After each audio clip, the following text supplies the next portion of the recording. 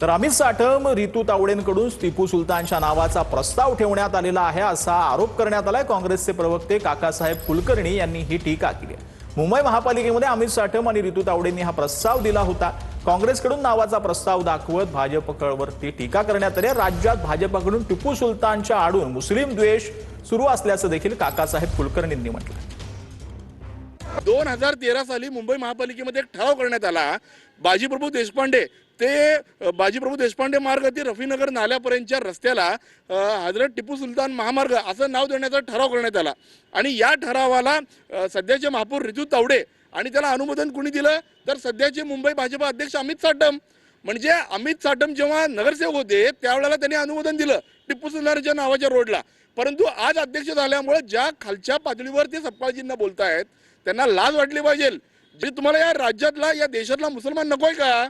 जाणीवपूर्वक काँग्रेसकडून एखादी भूमिका आली तर ते हिंदू मुस्लिम डिवाइड करण्याची भूमिका ही भाजपची राहिलेली आहे। तर मालेगाव पालिकेमध्ये टिपू सुलतानचा फोटो लावल्यानं वाद निर्माण झालेला आहे। राष्ट्रपुरुषांचे फोटो लावण्याबाबत पालिकेकडून शासन आदेशासह पत्र काढण्यात आलंय। नगर सचिवांचं, उपमहापौर, महापौर आणि गटनेत्यांचं अनेकांना पत्र पाहायला मिळतं। दरम्यान कार्यालयाच्या दुरुस्तीनंतर पुन्हा टिपू सुलतानचा फोटो लावणार असं वक्तव्य उपमहापौरांनी केलं होतं।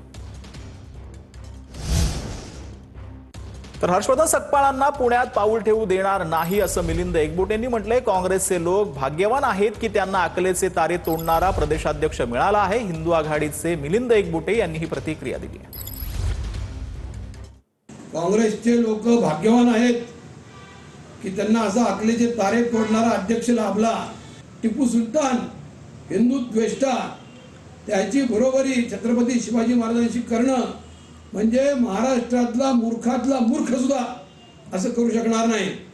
म्हणून समस्त हिंदू आघाडीच्या वतीने हर्षवर्धन सकपाळला मूर्ख शिरोमणी ही पदवी आम्ही बहाल करत आहोत आणि यांचा निषेध काय करायचा? हर्षवर्धन सकपाळ आजपासून पुणे शहर बंद।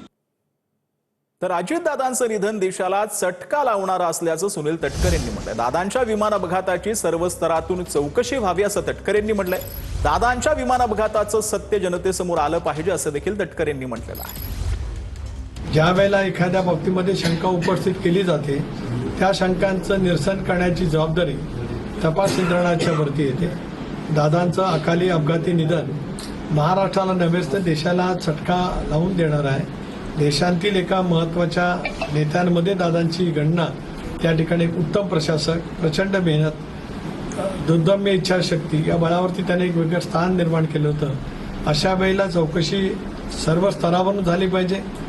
ज्या पैच्या शंका व्यक्त केल्या त्याही दिशेने तपास केला पाहिजे आणि लवकरात लवकर देशातील जनतेच्या समोर याच्यातील सत्ता